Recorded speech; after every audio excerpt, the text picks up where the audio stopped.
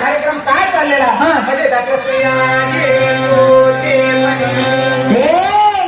तुझ्याकडे मध्ये काय चोरी करायला आलं काय काही जास्त करायला आले तुझ्याकडे काही चोरी करत नाही काय जास्त टाकत नाही पण भाकरीचा कुठं किती जातंय भाकरीचा कुठका पाहिलं इकडचे तिकडचे लोक येतात आणि आपल्या मराठी माणसाला परेशान करतात. इकडचं तिकडचं म्हणताय का मला अरे भाऊ तुझ्याच मराठी मातीमध्ये जन्माला आलेलं छोटस संस्काराचं फुल आहे भारूड म्हणतात मला. आणि हे काय भानगडे भानगड अरे माणसांनी भानगडी करू नये म्हणून संतांनी काढलेल्या प्रबोधनाच्या कारखान्याचं प्रोडक्शन म्हणजे भारूड देणार भाकरी गेलं काही नाही काय नाही अरे नाही द्यायचं ते देऊ नको पण मी काय म्हणते ते ऐकून तर घेशील की नाही कारण तू जर ऐकून घेतलं ना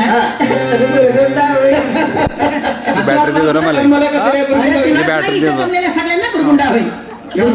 गुरगुंडा म्हणजे तुला काय वाटलं अरे भाऊ गुरगुंडा म्हणजे लेकरं बाळ नाही अरे बाबा गुरगुंडा म्हणजे आमचं बासमध्ये गुरगुंडा आहे शब्दाचा अर्थ आहे ज्ञान. तुला ज्ञान होईल की ज्या युगाने 10 अवतार आमच्या तरध्यामध्ये असतात तुझे आहे तुझ्या पाशी परंतु तू जागा चुकलास आणि ती चुकलेली जागा दाखवण्यासाठी संतांनी ग्रंथांचं भारुडांचं वाङ्मयांचं निर्मिती केलेलं आहे. भाऊ मला सांग एखाद्या वेळी ग्रंथ तुझं झालं त्याचा दुसरा आवृत्ती करताय भारूड जर फाटायला लागलं त्याचा झेरॉक्स करून ठेवताय परंतु मला सांग भाऊ ज्या ग्रंथांचा संस्कार करून देण्यासाठी या नरध्याची प्राप्ती आम्हाला परमात्माने करून दिली या नरध्याचं झेरॉक्स मशीन झालं काय भाऊ तयार म्हणून म्हणतोय मी की तू जर माझं ऐकलं ना तर गुरगुंडा होईल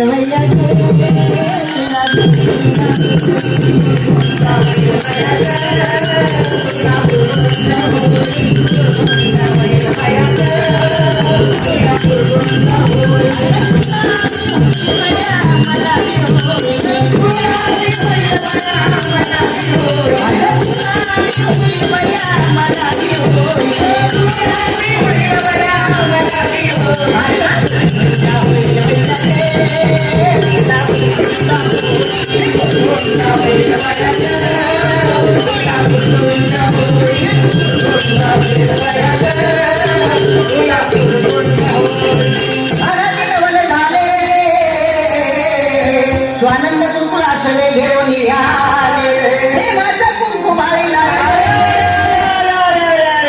काय झालं बाई काय झालं कुंकुमी काय मग आता कुंकू नाही ऐकणार तर काय वाटतंय तुला आमच्या माता बहिण्यात कुंकू लावत नाही आमच्या या बहिणी आता कुंकू नाही लावत नाही काय लावते तसा साडीचं रंग तसा टिकलीचं रंग मग मॅचिंग म्हण ना जसं साडीचं रंग रंग तसं टिकलीचं रंग मॅचिंग म्हणते ना पण खरं सांग भाऊ या वरच्या रंगांचं मॅचिंग तर कधीही करता येईल परंतु संसारामध्ये खरं आनंद खरं सुख भोगायचं असेल तर नेचर मॅचिंग असं नाही वाटत. नेचर मॅचिंग असेल तर या वरच्या रंगांना महत्व आहे. मी म्हणत नाही माझं कुंकू लावून तुझं टिकली लावू नको परंतु टिकलीच्या रूपानं सौभाग्याचं दान किती टिकली वाटत फिरतं आमचं मावली ठिकाणी. अरे भाऊ सकाळी उठलं बाथरूम मध्ये गेलं बाथरूमची भिंत सौभाग्यवती बाहेर आलं आरशा पुढे बसलं आरसा सौभाग्यवती मी म्हणत नाही आहे माझं कुंकूला परंतु कुंकू लावण्याच्या पाठीमागं काहीतरी शास्त्रीय कारण कुठं लावलं जाते कुंकू हे कपाळावर लावलं जातं. अरे भाऊ कपाळावर लावलं जाते परंतु आदमी आणि ब्रह्मरंध्राच्या मधोमध्ये भेटून ग्रंथ आहे ज्याच्यावरती कुंकू लावल्यामुळे आमच्या महिलेचं मानसिक संतुलन कायम राहत आहे कारण महिलेचा मेंदू अतिशय संवेदनाक्षम असतंय आणि महिला मेंदूच्या संवेदना कायम राखण्याचं हृदयाचं काम ते कुंकू करतंय म्हणून म्हणताय कपाळावर कुंकूला कारण कुंकू हे चिंचोका आणि हळदीपासून बनलेलं असतंय.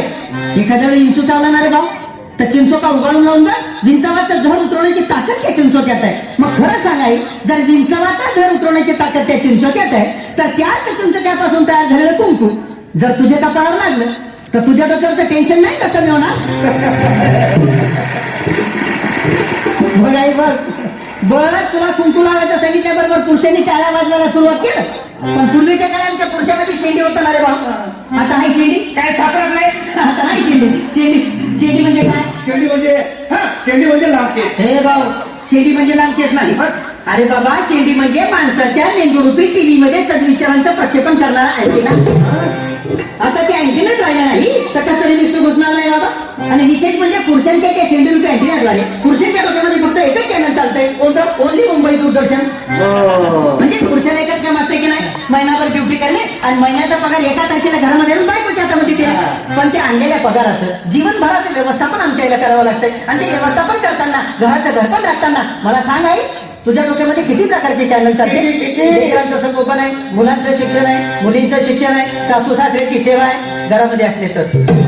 हे सगळे चॅनल तुझ्या डोक्यामध्ये व्यवस्थितरित्या प्रक्षेपित होण्यासाठी तुझ्या डोक्यावरचा हा जो केसांचा आंबाडा आहे ना ताई, हा डिश अँटिना आहे. आता मला सांग, या डिश अँटिनाच्या काड्या जर ब्युटी पार्लर मध्ये जाऊन तू कमी केल्या तर तुझ्या चंद्रूर टीव्हीच्या पडद्यावर मुंग्या नाही काय ना? होईल मैया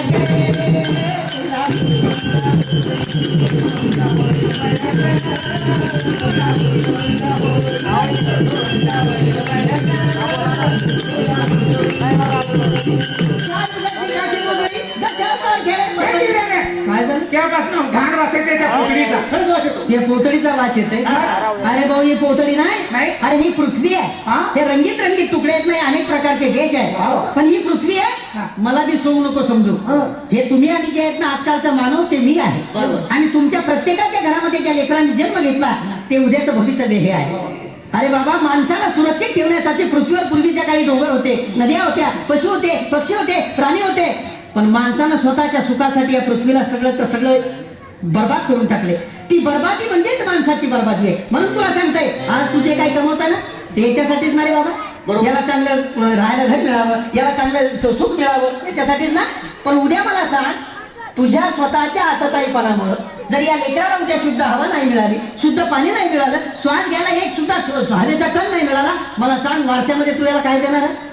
म्हणून सांगतो मी, तुला जर सुरक्षित राहायचं असेल तर पर्यावरणाचं रक्षण करण्यासाठी एक तरी झाड लाव. हा इसा शकून सांगितला, एका जनार्दनी आनंद झाला, संती जय जयकार केला, हा शकून कुरकुला बाहो पुन्हा होईल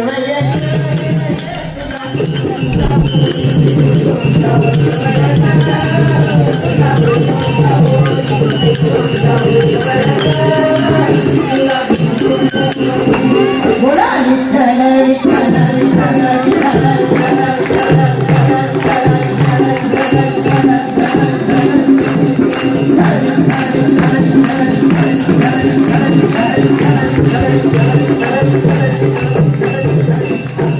आजच्या या रंगोत्सवाच्या कार्यक्रमामध्ये सर्वांचे मदतनीसांचे सर्वांचे सत्कार झाले. विद्यार्थ्यांनी कलागुणांची दाद दिली.